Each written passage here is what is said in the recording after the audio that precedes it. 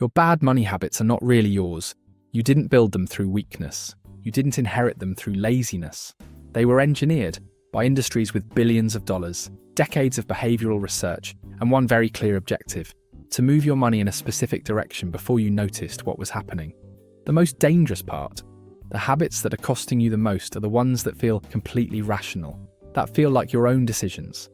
What they actually are, and what each one has cost you in real dollars, is what this video is about. Habit 1. Impulse spending. Let's start with the obvious one, and immediately make it less obvious. Impulse spending is almost universally framed as a willpower failure. You saw something, you wanted it, you bought it before your rational brain could intervene. The solution, according to most advice, is to wait 24 hours, build friction, delete the app. What that framing skips is the roughly $15 billion industry dedicated to eliminating the friction that naturally exists between desire and purchase. One-click checkout, saved payment information, buy now, pay later options that make a $400 purchase feel like $35 a week. Push notifications timed to moments of psychological vulnerability. Not randomly, but based on behavioral data that knows when you're most likely to spend. Post-payday windows, the 48 hours after a stressful news cycle. These are not accidents. They are the result of continuous testing on human psychology at a scale no individual willpower can reliably match. The cost isn't just the individual purchase, it's the compound effect of hundreds of micro-surrenders per year. Research suggests the average American spends somewhere between $270 and $330 per month on impulse purchases. Even accounting for inflation-compressed budgets, that's roughly $3,500 to $4,000 annually. Invested consistently over 20 years at a modest return, that's the equivalent of a fully funded IRA contribution every single year, redirected instead towards someone else's revenue target. You know the specific version of this. It's a Sunday evening. You're not sad exactly, but you're not quite okay either. Your phone sends you a notification, a sale, an offer, something that feels like it costs almost nothing. And you buy it. Not because you needed it, because the moment required a small relief, and the infrastructure to provide one was already in your hand. That's not weakness. That's a $15 billion industry catching you at the right moment. Again. And if that's what they built to capture a Sunday evening impulse, wait until you see what they built for the moments when you actually feel financially confident. Habit 2. Subscription accumulation. There is a reason the subscription economy exploded from a niche billing model into one of the dominant commercial architectures of the 2020s. It's not because subscriptions always deliver better value. It's because subscriptions exploit a specific cognitive bias called the set it and forget it effect. Once a recurring charge is established, it exits the category of active financial decisions. It becomes invisible. The mental accounting that would apply to a one-time $180 purchase, hesitation, comparison, deliberation, simply doesn't fire for a $15 monthly charge, even though they're mathematically identical. The industry built an entire billing infrastructure around this blind spot. Free trials that convert automatically. Annual plans that front-load the value and backload the cancellation friction. Cancellation flows designed by UX specialists to maximize abandonment. The pause instead of cancel offer. The guilt screen showing you everything you'll lose. The 4-step exit process that requires a phone call during business hours. Studies consistently find that consumers underestimate their monthly subscription spending by 40 to 80% when asked to recall it from memory. The industry doesn't just know this, the industry depends on it. The average household carrying 4 to 6 forgotten or underused subscriptions is spending $600 to $900 annually on products they've stopped actively choosing. Over a decade, redirected and compounded, that's not a rounding error. It's a portfolio position that never got opened. The product isn't the subscription. The product is the invisible recurring charge. You are the inventory. Impulse purchases are visible. What we're about to get into is designed specifically to be invisible and to feel like the smart move. Habit 3. Credit card reward chasing. This one is subtle because it feels like financial sophistication. You're not being naive. You're optimizing. You're getting the miles, the cashback, the points. You're playing the system. Except the system was designed with a precise understanding of how people who think they're playing it actually behave. The credit card rewards industry is funded almost entirely by interchange fees, the 1.5 to 3.5% merchants pay on every transaction.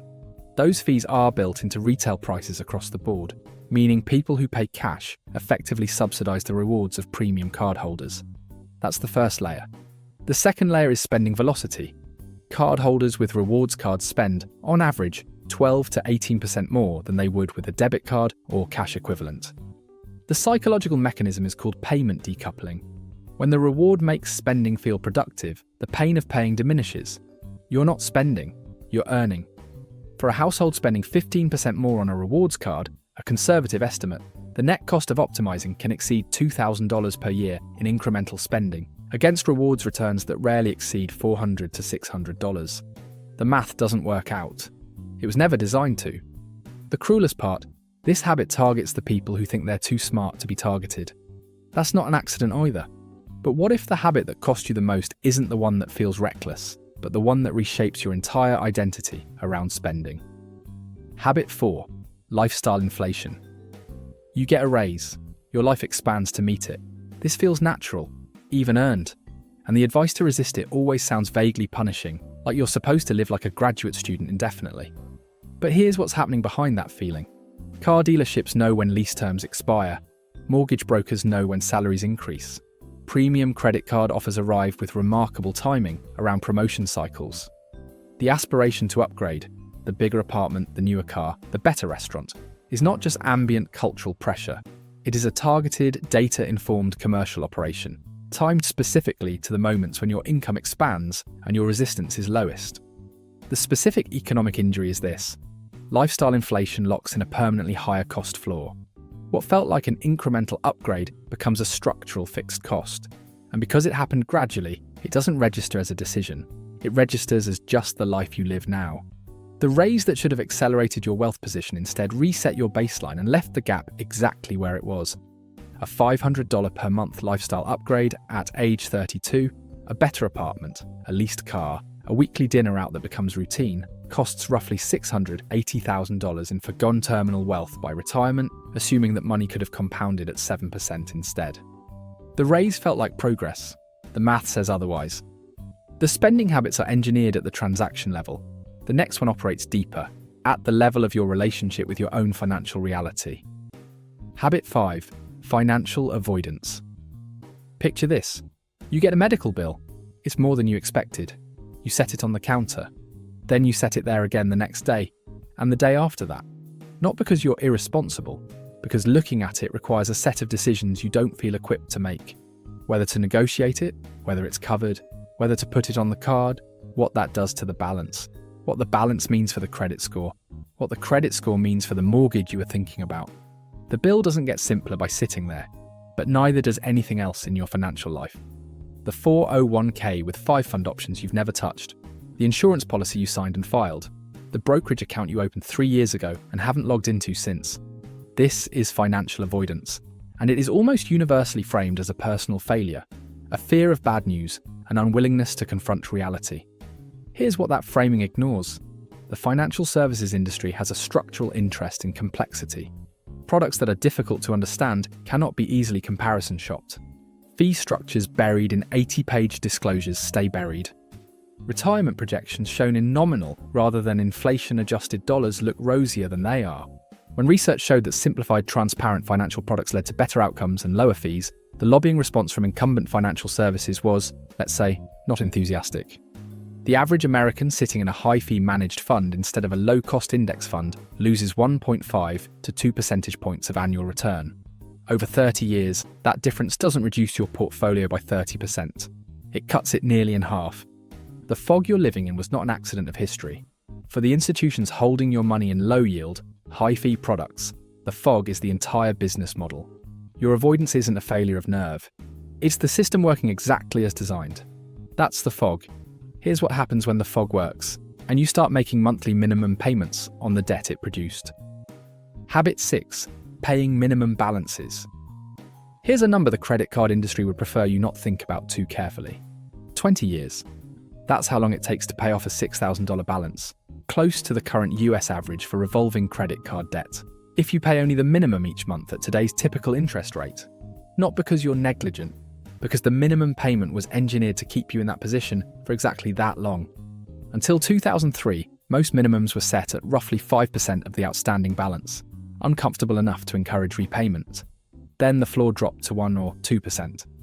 That single regulatory shift unreported and unsexy, turned manageable debt into a multi-generational income stream for the lending industry. 20 years, and more paid in interest than you originally borrowed. The minimum is displayed prominently on every statement. The 20-year timeline is not. That asymmetry is not a formatting oversight. It is a design choice. The minimum payment keeps you in debt for 2 decades. The next habit ensures you never build anything to replace it. Habit 7. Ignoring inflation on savings. Keeping money in a savings account feels responsible. It is in a narrow sense, but the traditional banking sector has a vested interest in you not fully understanding the difference between the number on your statement and what that number can actually buy.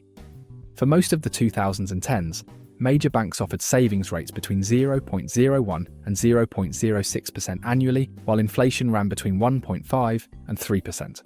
The real return on safe savings was deeply negative for over a decade. This wasn't a market anomaly the industry was trying to solve.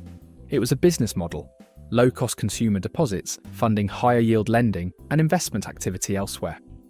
The marketing around savings accounts consistently emphasized security, stability, and FDIC protection. It almost never mentioned purchasing power.